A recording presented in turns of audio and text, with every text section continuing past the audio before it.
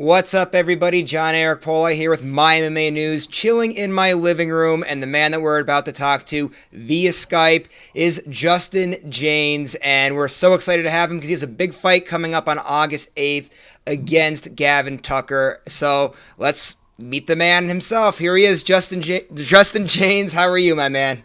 Hey, man, just enjoying this Vegas heat out here. Nice and warm, getting this weight off, getting ready for Gavin Tucker, man. Thanks for having me. Oh, no problem, man. It's my pleasure. I really look forward to finally getting to talk to you because your first win in the UFC against Frank Camacho was amazing. I love that 41-second knockout. I mean, what a way to break onto the scene, too. And we'll talk about that, of course, in a minute here. But let's get into this fight against Gavin Tucker. How did it all come about for you?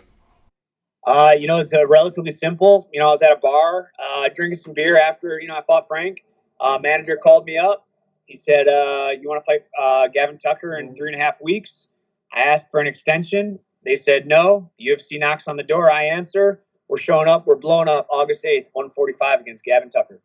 So now when you see Gavin Tucker, what do you think of him as an opponent, where his strengths are, and maybe some things that you're going to have to work on specifically when you see a guy like him? Honestly, I see Gavin Tucker as probably my toughest opponent to date. He's so fast. He's so agile. He's a great grappler. He's a great wrestler, man. And he's Gavin is so freaking tough. And this is going to be a game of chess. The Frank Camacho fight was kind of expected. We expected to come in, touch elbows, and then fight in a phone booth and see who knocked the other one out first. This fight is completely different. Not only at a different weight class, 10 pounds less than I fought Frank at, but this is a totally different style fighter. He has great wrestling. He's a black belt in jiu-jitsu, and he's fast, man. And his angles are crisp. He throws he doesn't stand still when he throws. He's coming forward, throwing shots. He's in, he's out. This is a game of chess, man. And I'm super excited. I'm super pumped. I've been working on, a lot of footwork stuff to try to contain this guy, to put my hands on him. But it's a very intriguing matchup, and it's a very strategic matchup on both parts because I really firmly believe he doesn't want to be in the pocket with him, he doesn't want to be in the pocket with me. But I got to find a way to slow him down and get in the pocket and land big shots, man. So this is exciting. It's a great test for me. It's a great test for him as well. Yeah, and I think that all of us are really looking forward to seeing this fight. And, obviously, of course, best of luck to you as we talk here. And I want to ask you about the location of this fight, being that it is in your backyard in Las Vegas. What's it like for you on fight week when you're already in Vegas? You don't have to worry about traveling. Obviously, I know you still have the COVID test, of course, with the UFC, but you don't have to worry about getting one, getting on a plane, getting there, getting another one. Like, you could pretty much do everything, on your leisure pretty much because you're right there in Vegas already, living in your home and everything else. Yeah, man. Like I said, I live in Las Vegas. I only live 1 mile away from Extreme Couture where I work and where I train. I coach over there. And the Apex is only 3 miles from that. So although it's very convenient, I genuinely enjoy traveling. I would have loved to go out to Fight Island and scrap there. But, hey, this is what I got. This is what I'm going to make best with. And come August 8th, fighting in my backyard, I'm ready to go. And one of the things you just said there, too, that you work at Extreme Couture and that you're a coach there, I wanted to ask you, what's that like for you as you have to coach guys that are going to go out and fight, but then you also have to, go out there and then fight yourself? Is it hard for you to kind of turn that coach gear off and go into athlete mode, or is this something that you're able to do simultaneously without any sort of problems? Yeah, I've been doing it for so long. I've been coaching at Extreme Couture since 2009. So, I'm very comfortable. I've been competing in MMA since 2007. So throughout my amateur career, I was coaching, and early on in my pro career up until now, I've been coaching. So it's just another day in the office, man. It's hey, when the lights come on, I turn on, and when I'm coaching, I want all the attention to my athlete. I hear you on that, and I think that's awesome that you do both too, because I think that's really cool that you're able to kind of, balance it out between the two of it. And now I just want to go back to this fight with Gavin Tucker again for a second here, because when you fought against Frank, that was at 155 pounds, correct? This one now, though, is at 145. Am I correct? That is correct. Yes. So now how is it, given that you only had 3-4 weeks to prepare for this fight in general? What's it like for you now having to cut this extra 10 pounds down to 145 pounds on a short training camp to boot? Yeah, and that is going to be my biggest problem is getting my weight down. It's but here's the thing is I write my mouth to write checks that I'm going to cash. I told Sean, I told Dana, I told my manager Jason House, 145, 155, 170. I'm showing up. What kind of guy would I be if I said that? And they're like, all right, here's a 145. Like, yeah, I better not take that one. So they called, they knocked on the door. I answered the opportunity, man. I'm going to make weight. I'm going to put Gavin Tucker away. I like the sound of that there. And then I want to ask you also, you were saying about talking to Dana and Sean Shelby and everything. So now, do you have a legitimate UFC contract now? I know your last fight kind of took in short notice to get into the promotion. Did you find maybe like sign a multi-fight deal or something along those types of lines? Yeah. Prior to fighting Frank the day before, we signed a 4-fight deal with them. And honestly, I hope to have. I want to finish that contract by the end of the year. As long as I'm not injured, I'm ready to fight, man. And 4 fights, in 2020 with all this COVID going on, will just be a great add-on to my story, which is already a great story.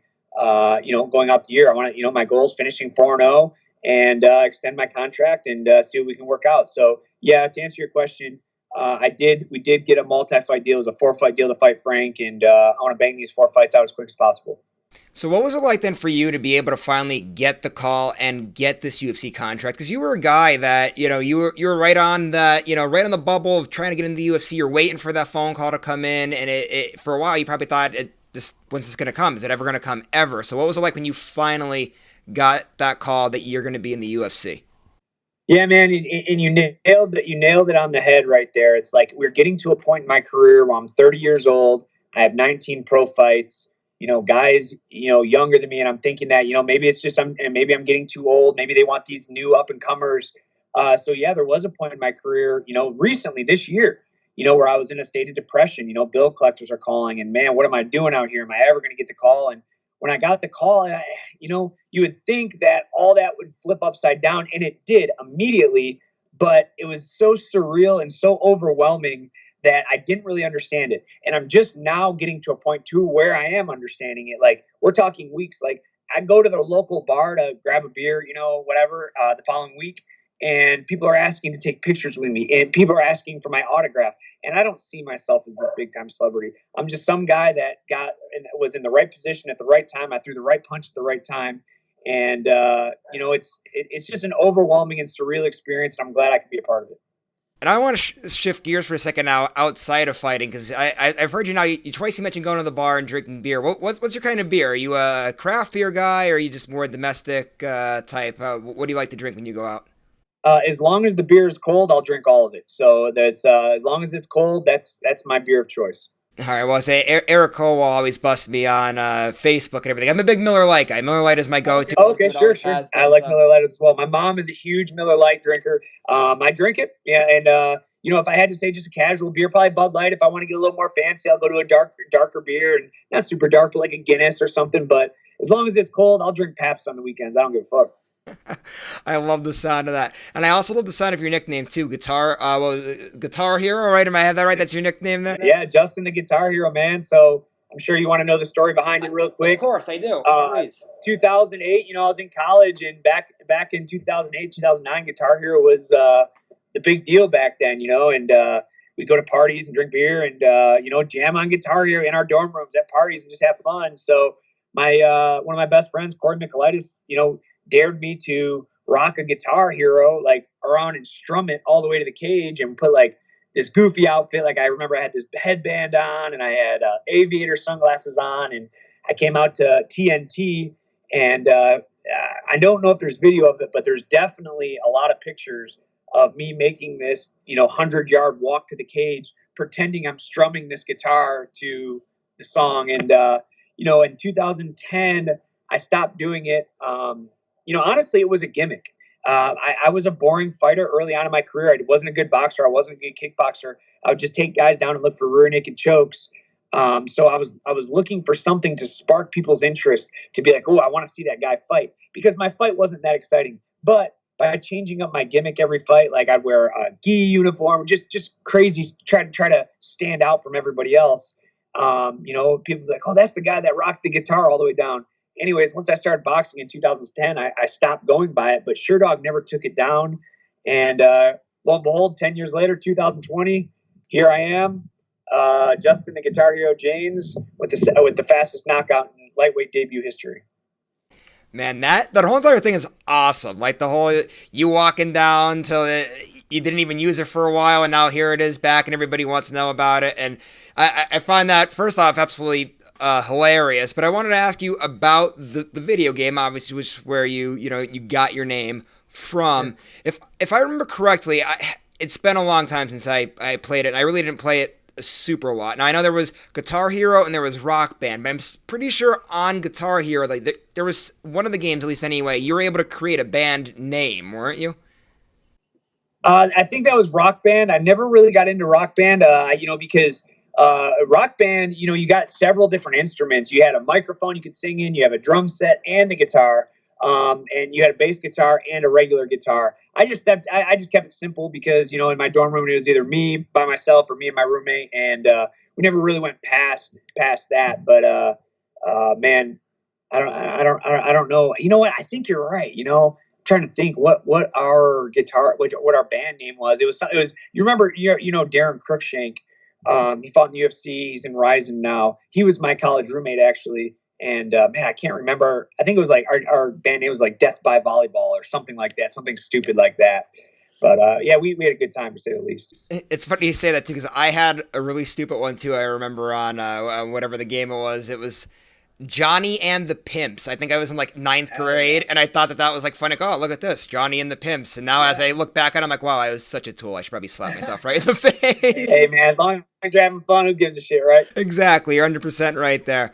So another thing too, before I let you head out here, is you're very big on a video game too. I forget what the video game is, but you want to go ahead and give that a shout out too, so if people want to play video games with you, they can. Call of Duty Warzone, man. Screen name Jaynes9.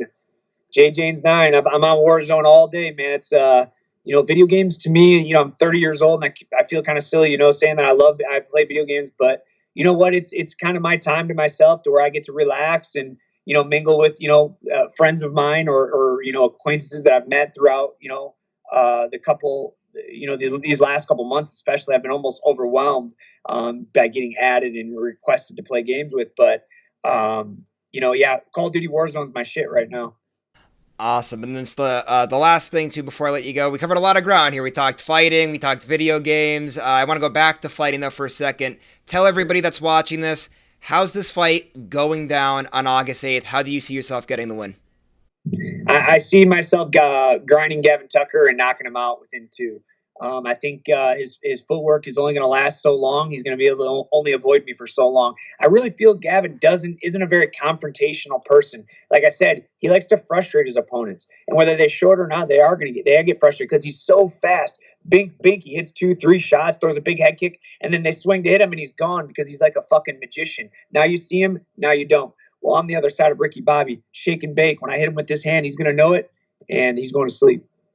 Awesome. I like the sound of it. I like the confidence. And then finally, the last thing before you head out, I know you're on Facebook, Instagram, Twitter. We already talked about the video game. Where to find you there. Go ahead and plug your social media as well. If you guys want to follow on Instagram, it's all hunting, fishing, and video games. It's JAY09MI at Instagram. And then Facebook is Justin Jaynes. And Twitter is Justin Jaynes MMA. All right, Justin, it was a pleasure, man. I really enjoyed talking to you. Best of luck on August 8th. Hey, thank you so much, man. Appreciate you having me.